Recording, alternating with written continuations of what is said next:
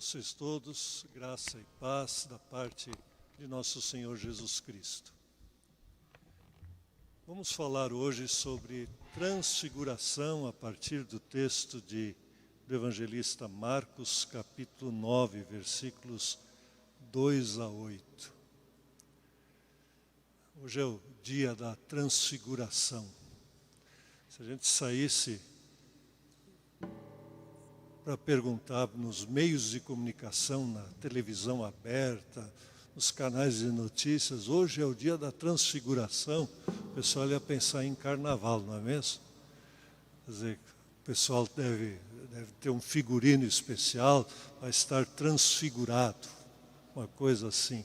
Ninguém fala nisso, não é mesmo? Ninguém fala no mundo de hoje de transfiguração, ninguém está lembrado que hoje é o domingo da transfiguração e a maioria das pessoas no nosso mundo não sabe nem o que é isso. E a gente sabe. De onde é que saiu isso?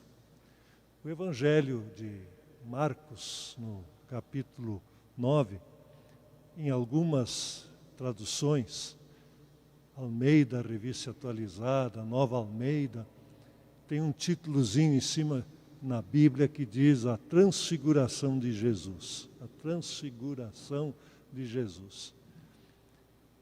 Outras traduções, como a Nova Tradução na linguagem de hoje, que é usada aqui nas leituras do culto, ela não fala nessa palavra aí, mencionando a transfiguração. Mas o que é isso, transfiguração?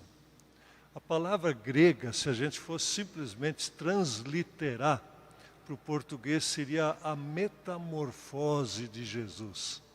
Metamorfose até já é uma palavra que é usada fora desse contexto tradicional,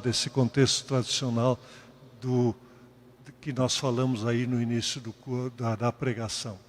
A transfiguração, a metamorfose, tem um romance, um livro famoso de um autor Kafka, Metamorfose, que fala sobre a mudança, metamorfose, mudança de forma, a mudança de aparência. É isso exatamente que aconteceu com Jesus. Jesus, aqui no texto, diz que tomou consigo Pedro, Tiago e João e os levou em particular a sós a um alto monte.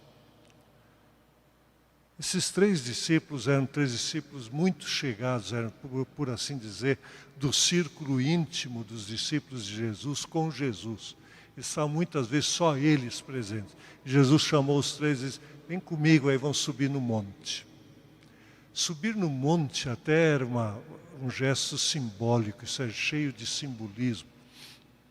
Subir no monte significa, no alto do monte você estaria mais perto de Deus, estaria em contato mais íntimo com Deus, era o lugar de fazer orações.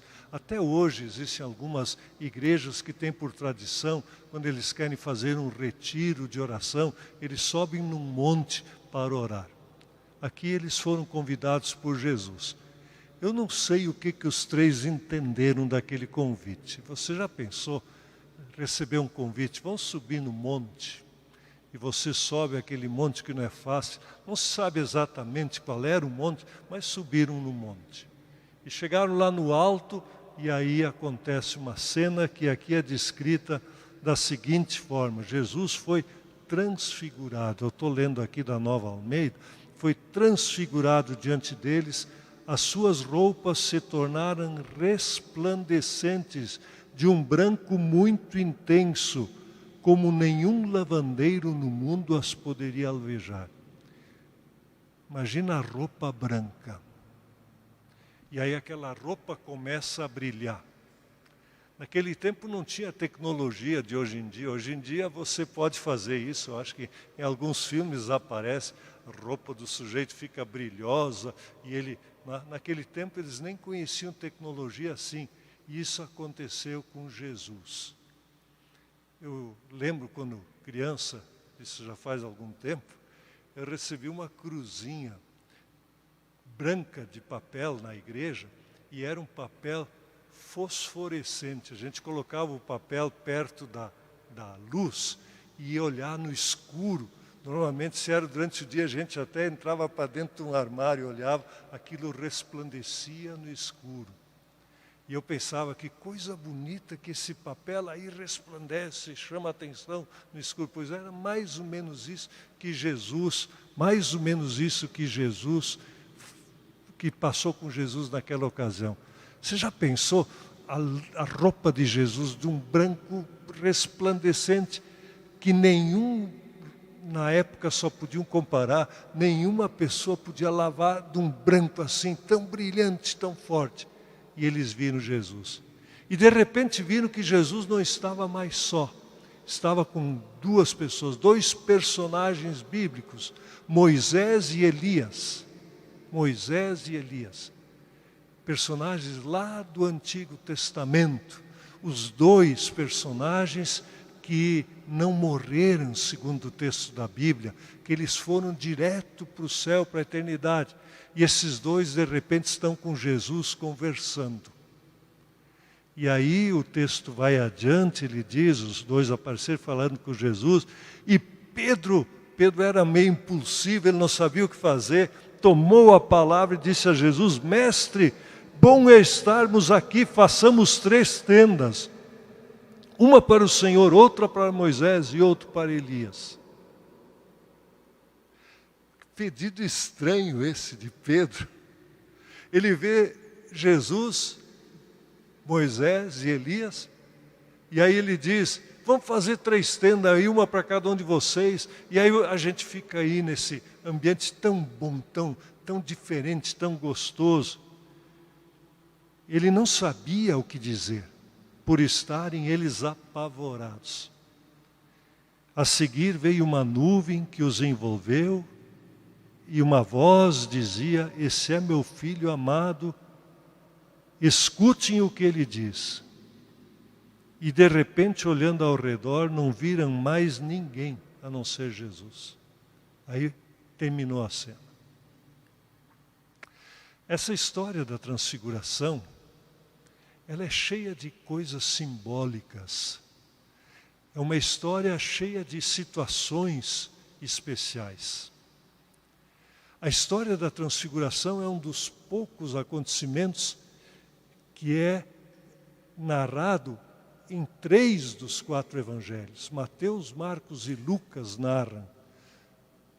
O evangelista João tem um método próprio, ele às vezes não repete o que os outros já disseram. Por exemplo, a história da Santa Ceia se encontra em Mateus, Marcos e Lucas e não em João. Mas isso não significa que esteja fora do evangelho de João. Assim também essa história. Ao longo da história do cristianismo, também essa história da transfiguração, ela recebeu atenções diferentes. Todas as tradições cristãs, todas, as igrejas ortodoxas, as igrejas católicas e as igrejas evangélicas, todas elas celebram esse domingo da transfiguração. Nem sempre nessa mesma data, mas celebram o domingo da transfiguração. Quem mais celebra o domingo da transfiguração, aliás, são as igrejas ortodoxas. Para as igrejas ortodoxas, esse dia é tão especial que eles colocam ele num momento todo importante dentro do calendário litúrgico deles. Por que isso? Vejam bem no fim aí, quando vem aquela nuvem e diz, este é meu filho amado, escutem o que ele diz. Isso aqui lembra uma cena do início do ministério de Jesus. Quando Jesus foi batizado, aí também o Espírito Santo veio em forma de pomba sobre Jesus e a voz do céu dizia, esse é meu filho amado, em quem tenho o meu prazer, em quem me comprazo, a ele ouvi. Veja, se repete essa história de aparecer num momento Jesus e a voz de Deus Pai falando, esse é meu filho. Isso se chama uma epifania.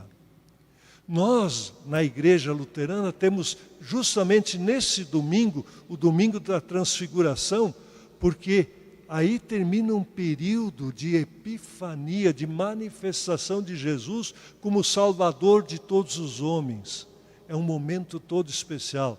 Lá no início da Epifania, a gente falou do batismo de Jesus. Agora, mais ou menos, isso se repete, confirma no meio do ministério de Jesus. E essa semana começa a Quaresma, que leva até a Páscoa, a ressurreição de Jesus, onde novamente a gente vê que aquilo que Deus Pai havia dito sobre o seu Filho, Jesus Cristo, se cumpre.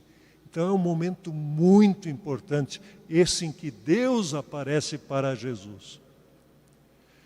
Mas nesse cenário todo tão importante, onde Jesus aparece de uma forma toda especial e os discípulos vêm, e aí os dois personagens também têm um simbolismo, Moisés e Elias.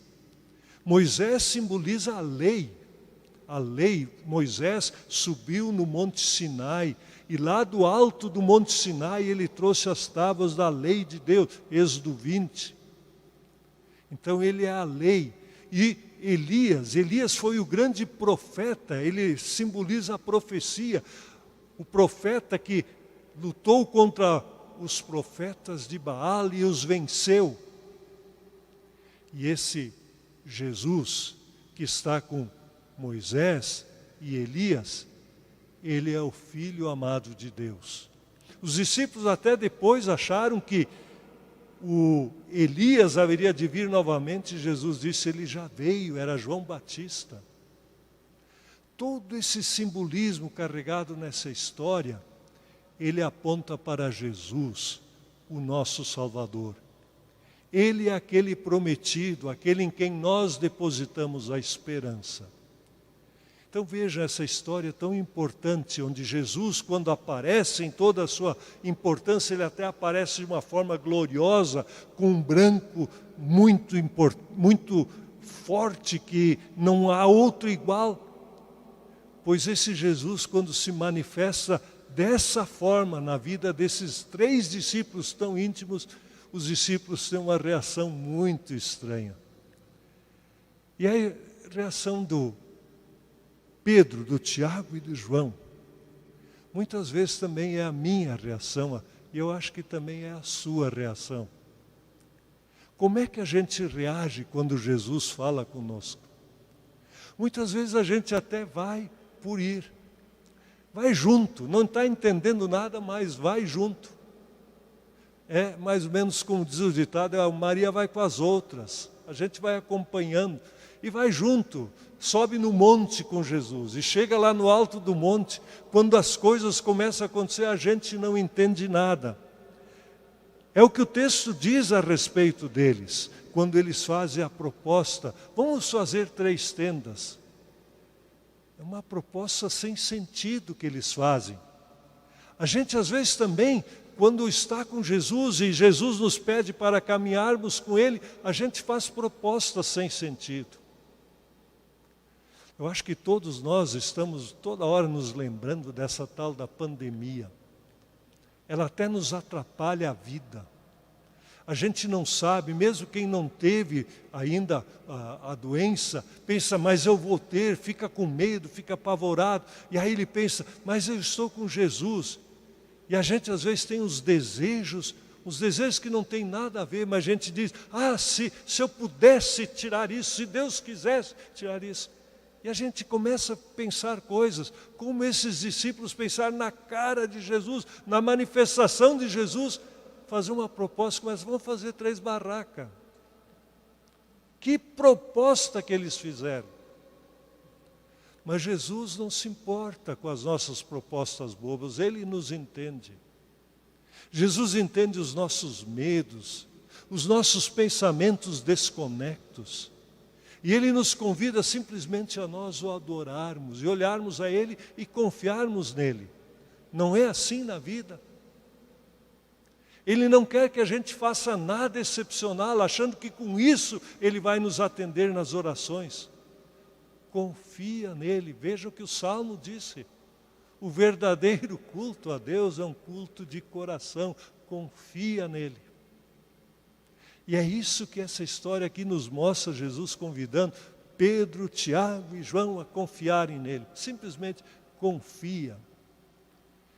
E quando esses pensamentos de fazer uma barraca, fazer alguma coisa excepcional, vem à nossa mente, Jesus vai saber conduzir-nos no seu caminho, porque Ele é o nosso Deus, Ele é o nosso Salvador. Quando essa nuvem veio e envolveu Jesus, e de repente a situação mudou, quando eles se deram de conta, a situação havia mudado. Não é assim tantas vezes na vida da gente? A gente às vezes está com um problema, não sabe o que fazer, busca ajuda em Deus e pensa como é que vai acontecer. De repente, uns dias depois, a gente nem lembra daquilo e a situação já mudou. E quando a gente olha para os lados, lá está Jesus ao nosso lado. Esse Jesus, que Deus disse que é o Filho amado dele, o Jesus, Ele está ao nosso lado e nos conduz pelas dificuldades da vida. Por maior que seja a dificuldade, Ele nos conduz. Confia nele. Confia nele. Esta é a grande mensagem. Ao descerem do monte, Jesus ainda os aconselhou. E Ele até pediu naquela ocasião que nem divulgassem aquilo, porque poderia até ser perigoso divulgar, mas que seguissem firmes na confiança. Esta é a grande mensagem da transfiguração de Jesus. Jesus se transforma, Ele toma uma nova aparência, uma aparência gloriosa na nossa vida também. Cada vez que olhamos para Jesus, essa aparência de Jesus se confirma na nossa vida. E Ele nos dá a mão, Ele nos conduz. Mesmo que os nossos pensamentos ainda sejam um tanto quanto tolos, bobos, mas Jesus nos compreende e nos abraça. Ele nos conduz. Por isso, podemos confiar nele. A partir dessa semana, como cristãos, nós vamos pensar naquilo que Jesus passou. Por que vamos pensar nisso? Porque a sua palavra nos convida a pensar nisso. Essa semana mesmo, quarta-feira, já é a quarta-feira de cinzas, começa o período da quaresma. Esse Jesus glorioso se humilhou, Ele sofreu, Ele padeceu, Ele morreu por nós. E aí Ele aparece de forma gloriosa na ressurreição. Nessa jornada com Jesus é a mesma jornada da nossa vida. Por vezes passamos pelo vale da sombra da morte. Não entendemos nada, mas no fim temos a certeza de que a face gloriosa de Jesus vai nos receber na eternidade. Que esse domingo da transfiguração console e dê alegria a todos nós. Amém.